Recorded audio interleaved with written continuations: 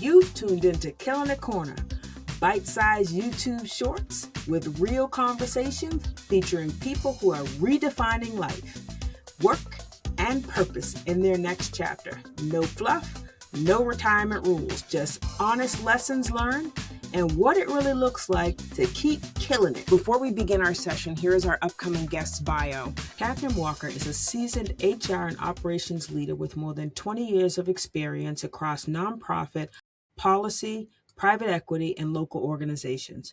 She currently serves as SVP of Operations and Chief Human Resources Officer at the American Enterprise Institute and has previously held leadership positions at Mortgage Bankers Association.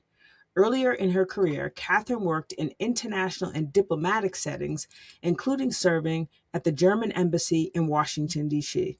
She has a strong background in German studies and global affairs. She holds an MA and an MBA, is a SHRM certified executive, and has completed executive programs at Georgetown and George Washington University. Hi, and welcome to this episode of Killing It Corner. This is episode 2. I'm so excited today. This is my second recording of today. And I have with me my friend, Katheryne Walker. Katheryne and I know each other from working at Mortgage Bankers Association for quite a few years. And then Katheryne left me and she moved on.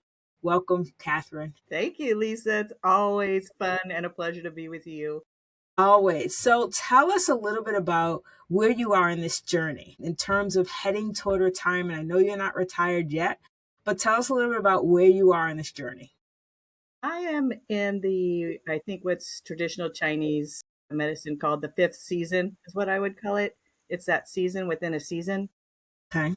Where the yang slows down and the yin gets stronger.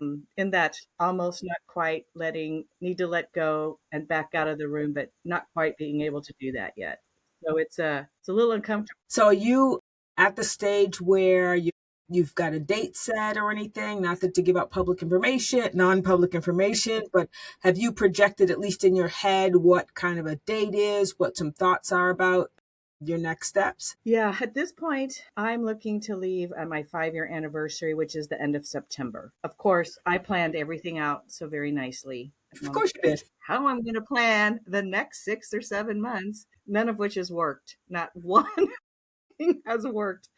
So my plan, honestly, is to take care of the people in my charge. And that means, as you'll know from the bio, I oversee operations and HR, so I have 40 people, I think, all combined, to make sure they're on the right path. And then before I turn it over to someone else, since I still don't have a backfill for my position, I had hoped to start training that person and getting them acclimated to the tactical and the not tactical of being in a new workplace, but that hasn't happened yet. So I'm still in the weeds, daily in the weeds, but no, I need to back out of the room. So it's releasing and then stepping away. I'm trying to close all those loops. But what I find really hard right now is seeing vision-wise what I would really like to have done, and asking myself, are you the one that's going to bring the vision to life, or do you need to pass the baton? So that is so on point.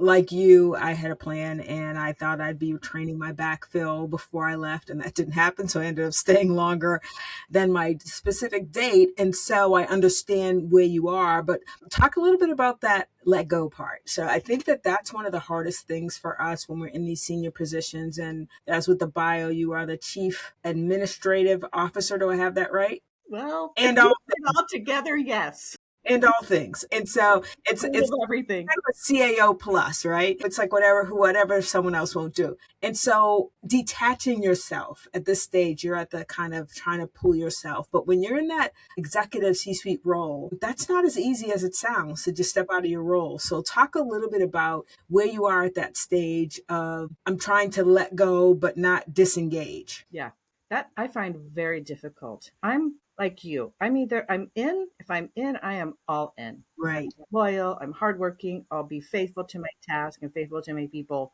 but I can feel the call of the letting go. I'm almost every single day, I'm trying to ask myself what needs to get done today that draws a connection to tomorrow. What I'm intentionally throwing stuff over the fence. So HR, and I have 40 years difference in experience between the people I'm handing off to and myself. So there's no gap filling for 40 years of, there just isn't. And I know that. So what can I build in them? It's kind of that calloused hands and tender heart. Hmm. So we're going to work hard. I'm trying to do a lot of gap analysis, mostly in their strengths as human beings. So diagnostics help, strength finders, disc tests, yada, yada. But how does that tactically work out? So I'm looking at all the daily tasks, all the things that in a cycle need to be done. And then what can I throw over? And then I just let them fall. And I've said over and over, I want you to fall and make mistakes, quote unquote, while I'm here. Because then we know how to fix it. But it is not easy because our jobs require us to be massive control freaks. Right. We're control freak. We have to be in it, to an extent. Yep, absolutely. So talk a little bit about I want to transition you to thinking forward. And so when you look ahead to what's next, because at some point, whether it's September or October or November, whenever you can get out, you're not going to be that person you are today. You're going to have 6 Saturdays and a Sunday that you need to deal with for the next 20 plus years. And so when you look ahead, because I love to put it that way, because it really I does, know, I hate that. it's the amount of time that's ahead of you. But what excites you about that? When you think about what's ahead and you're out of the current role, what excites you? You asked me this stuff when you were doing coaching, and I bumbled all over it because it's a little sense of horizonless a bit, and also that sense of there is a horizon. It just looks different. So for me, I'm spending a lot of time right now with myself, Okay. Okay. asking myself hard questions about myself, especially if you're a person prone to action. Action. Not going to be a lot of action, especially not where I'm going. And I have to, so I'm learning to sit with myself, number one. Number two, I'm really asking myself, who are you really? Who have you always been? Like if I look back and I see a thread of who I am throughout the entire time, and it makes me think of you because you said to me once, you always fall back on academics. And I remember That's who you are. that's who I am. I take all those stupid profiles, learner, learner, learner, teacher, learner, so annoying. But it's that shift to practitioner scholar or scholar practitioner versus practitioner scholar. So for me, of course, I've researched, where we're going to live, what's available around there, who do I know, all that stuff. But I think I don't have a plan. I mean, I have a plan, but I don't have a plan, which is not comfortable. Right. So I'm just trying to do what you encourage me to do and look at the daily. What does your daily look like? There's a lot of things I'm super excited about, which is sleeping in, like just sleeping, Fantastic. just sleeping, and not having that Sunday thing on my head go, oh man, I got to do this. And it's never pleasant, right? Our jobs, we don't get to do fun things. It's usually the hard thing, the negative thing. So I'm looking to have a coffee, wake up slowly, sit outside, have a coffee, read, think, and write. Absolutely. That's fantastic. All things that you love to do. Yeah, baby So it's, yeah, the baby steps. Absolutely. Are there any assumptions about retirement that have been challenged for you? Is there anything you can think of that, like, oh, I didn't, that's that?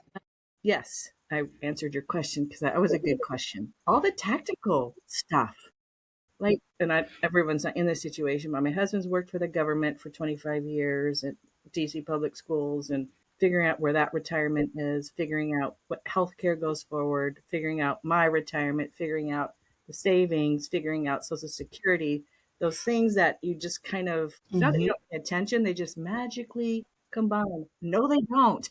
That's a big fat No, lie. I And would agree. yeah, and it's the lever pulling. Didn't knew because I'm in the field. I didn't realize how much mental energy it would take out of me to really think about what lever you're going to pull when, because that's the reality. If I want to live 20 or 30, however long, God lets me hang around, how do I want to spend those years? What kind of quote unquote lifestyle, do I want to work a little more? Of course, I want to do something because it would be very good for our 45-year marriage if I did. But I it just didn't connect. I knew it, and I'm not that I didn't save and do all that sorts of stuff, but it's all those technicalities. You start getting mail. Hey, have you thought about? It's like, no, what? What? Can't combine those things. And I think the other thing is, I just thought I would retire and I would just hang out. It'd be great because I stopped working. Absolutely. And one of the reasons we don't focus on the what am I going to do is because of all that tactical stuff. The Yes, financial has such a way of absorbing and consuming us yes, that it's really hard to think about anything else. You're thinking about what's going to be my drawdown rate. Am I going to have enough money to last me for the whatever I want to do? What can I afford to do? That we forget about not only what can we afford to do, but what do we want to do, right? yes, Whether it costs money or not. And so that's what I love about the retirement coaching side is helping people to see both sides of the picture, right? yes, Don't just focus on the financial because you'll hit that wall when you retire that says, yeah, that's great. I can sleep all day, but then you'll find yourself sleeping all day, which is really not good. But I encourage people sleep all day for the first like yes. couple of weeks, maybe even months, whatever it takes you to rejuvenate yourself. But think ahead of what, okay, after the sleeping, what is it that I want to do? You talked about the academic piece and you've always gone back to it and you've got, more degrees than I can even think of. And you're always getting a new degree or a new something or other. And then now it's time where it's your time and you can do anything you want with some of that. And so how does that feel to be almost at the place where you get to decide what you do when you get up in the morning? It feels really good. And I think what's starting to feel really good is this concept. I think we've talked about it. David Brooks mentioned of the second mountain, that season where you look behind you and you look back. We've talked. Arthur Brooks has a concept. He calls it crystallized intelligence, or wisdom, and being a mentor and teaching and giving back. I'm looking really forward to being able to have my mistakes make sense. Mhm. That it wasn't a waste, that your time, your years, your experience, who you are, all have meaning and purpose in this direction, Yes. giving that back. And I'm looking forward to being able to give that away, in whatever form that takes. If it's, Fantastic. so I'm looking forward to that. I don't know what it looks like. Right. Hey, that's okay. But that really drives my heart, especially having worked with so many entry level professionals the last years. Yeah, Um, absolutely. And I think that while I think it's great that you started to think about it, the fact that you don't have the plan laid out is fine because you actually realize that you need a plan. yeah, And so when you're still in full time work, it is for anybody, it's going to be really hard to start thinking about what's my retirement plan when you're yeah, still putting out fires at work, you're still dealing with the day to day, but you have that gap period, which is when you leave work and you give yourself permission to do nothing, and you do have to give yourself that permission to I'm not going to do anything. That's where you can spend that time thinking about and planning about what I want to do, what this is what I might want to do, or I might want to yeah, do this during your downtime. You can start thinking about it, but the fact that you already know I need to have some thoughts and plans about what I'm going to do means you're ahead of the game. yeah. It's hard. I mean, one of the things I was like, how did you manage the last 6 months? But it's that real tension between, Yes, I don't have time. I need to think about it. I don't have time to think about it. And you feel the calling. You feel it. It's like pushing on your neck and pulling on your heart. You're right. You're still busy cutting out crazy fires of nonsense. exactly. You're still dealing in that level. So let's close with this question. What advice would you give to somebody who's starting to think about this transition seriously? Because you're kind of in this space Yeah. where a lot of people are considering. You've luckily already set your date, and so you've got something to look forward to.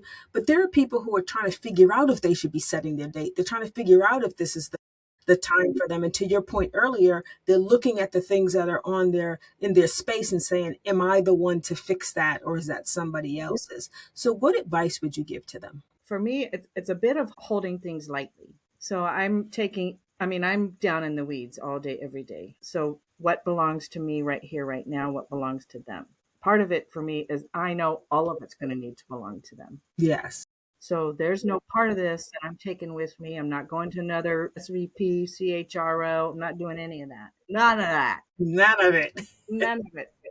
Well, you can hire me for 3 months. I'll fix your problem and then I'm out of there. That's it. That's it. I can't have a job. No party's over. It's that, for me, I think it's really, it's a tension. It's a bit of a tension convention, between the past and the future and the present. So for me, you take it day by day. I think if you're open and you hold everything lightly, You can allow things to pass through your fingers that need to go, and then hold on to those things that you need to take with you, but you have to let go of entirely. That's not coming with you. That backpack is going to have to go down. So the more comfortable you get with releasing it while you're there, I think that the easier it becomes. Just I love that advice because it didn't say you didn't say disconnect. You said Mhm. hold it lightly. And I think that that's hard to do when you've owned the job for periods of time. People have been in their job 10, 15, 20 years. They've been in that role at that company. Holding lightly is hard, but I think your advice is good because you're not letting go. You're just releasing, and that becomes a slow process that you can actually back out of it pretty Yeah, easily. yeah, At the end of the day, it'll still be hard. It'll still be a little painful for you to wonder what's going to happen. But when you step into what's next, it's amazing how easy you forget what was going on back there. I mean, I've had people call me from the NBA and ask me questions, and I laugh because I say, I think I forgot everything as soon as I left. And I know that's not accurate, but I really have to think hard when they ask me a question. I'm like, yeah, I kind of don't know. Because I really did, when I left, it was just easier than I thought it would be to shut my brain down from all of the things that had happened over that period of time. And so I look forward to watching your journey and continuing your journey. It's been a pleasure. We could talk all day as we yes, we sometimes. could. It's been a pleasure having you on the show. And thank you, thank you, thank you. Anytime. It's a pleasure walking it with you.